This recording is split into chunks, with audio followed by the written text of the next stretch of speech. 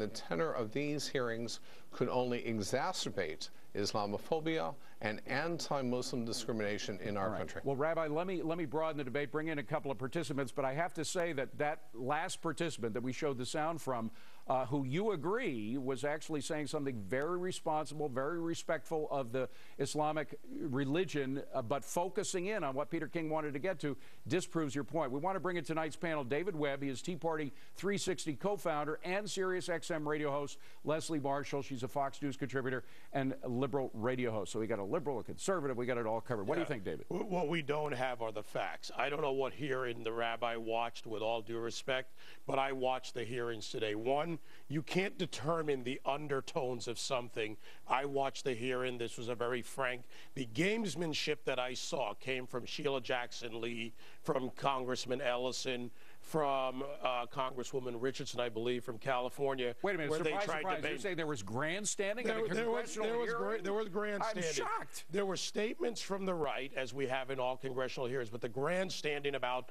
this painting and the undertones. Okay, well, when I watched it, David, this was about dealing with the premise, which was radicalization of Muslims within the Muslim community. Now, Leslie, the fact is that we have all been fooled by a lot of Muslim organizations like the Holy Land Foundation, CARE, the American Muslim Council, some of whom were invited not only to the White House but to the Pentagon to debrief some of our best people, our best members of the military, and they turned out to be radical front groups. So isn't it necessary to focus in on the penetration of these groups in our system?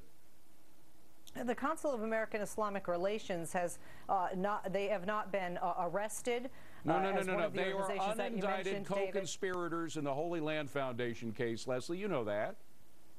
Not the entire organization, David. Yes, the entire organization that is not was correct. cited. I'm sorry, Leslie, you're incorrect. They were cited as unindicted co-conspirators in the Holy Land Foundation case. Excuse me? Go ahead. Well, to answer your question, if we're talking about this, the issue is that it's called the whole investigation, just the title of the investigation. It's not to talk about terrorism. It's not to talk about violent threats against Americans from outside and within America. It's entitled, in the title is Radical Islam. Where were the hearings after Timothy McVeigh? We had Jared Loughner.